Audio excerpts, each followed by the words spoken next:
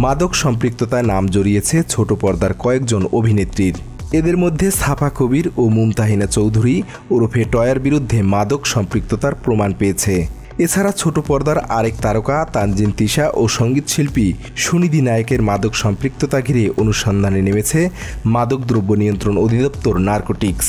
শুধু তাই নয়, স্বরাষ্ট্র মন্ত্রণালয়ের উচ্চ পর্যায়ে ইতিমধ্যে এ বিষয়ে প্রতিবেদন পাঠানো হয়েছে। দেশের একটি জাতীয় দৈনিকে প্রকাশিত প্রতিবেদনে বলা হয়, সম্প্রতি মাদকসহ গ্রেপ্তার হওয়া এক বিশ্ববিদ্যালয় ছাত্রকে জিজ্ঞাসাবাদের সূত্র ধরে তথ্য প্রমাণসহ এসব তারকার নাম বেরিয়ে আসে। এসব তারকা মাদক সংগ্রহ করে আসছেন একটি বিশেষ হোয়াটসঅ্যাপ গ্রুপের মাধ্যমে। ওই হোয়াটসঅ্যাপ গ্রুপের অ্যাডমিন একটি বেসরকারি বিশ্ববিদ্যালয়ের শিক্ষার্থী অরিন্দম রায় দীপ। তাকে ইতোমধ্যে গ্রেপ্তার করা হয়েছে। নার্কোটিক্স জানিয়েছে, দীর্ঘদিন ধরে বিশেষ নজরদারির এক পর্যায়ে গত 17 অক্টোবর ঢাকা বিমানবন্দরে গ্রেপ্তার হন দীপ। এ সময় তার কাছ থেকে বিপুল পরিমাণ সীসা, এমডিএমএ, এলএসডি ও কুশসহ বেশ কিছু মাদক জব্দ করা হয়।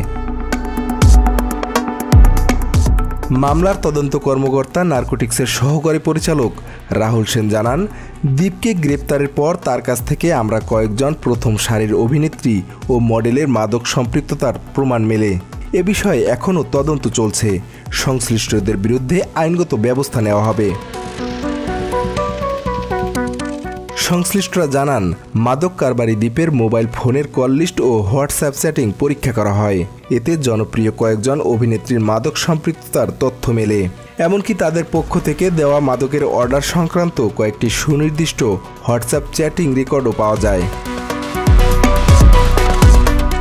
এক কর্মকর্তা বলেন, দ্বীপের হোয়াটসঅ্যাপ গ্রুপে সাফা, টয়ার, তিশা এবং সুনিধি নায়কের নামে সেভ করা কয়েকটি নম্বর থেকে নিয়মিত মাদকের অর্ডার দেওয়ার প্রমাণ পাওয়া যায়।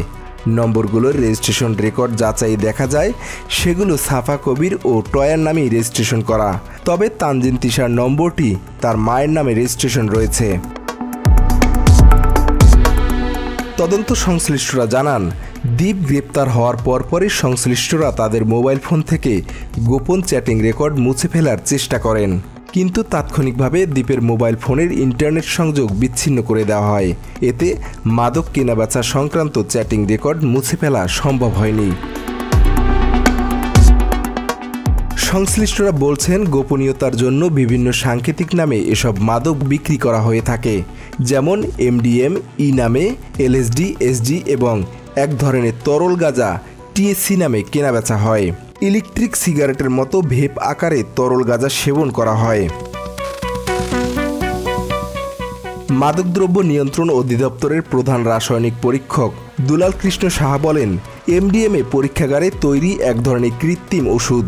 এটি অনেক দেশে এস্টাসি বা সুখানুভূতির মাদক হিসেবে পরিচিত। এটি ইয়াবার উপকরণ মেথাএমফিটামিনের মতোই অতি উত্তেজক মাদক। এটি মানবদেহে এমন একটি শক্তিশালী প্রভাব তৈরি করে যাতে সময় এবং উপলব্ধি জ্ঞানের বিচ্যুতি ঘটে। তবে অনেক সময় এটি শান্তি, আনন্দ, সহানুভূতি এবং এক ধরনের আত্মবিশ্বাসের বর্ধিত অনুভূতি তৈরি করে।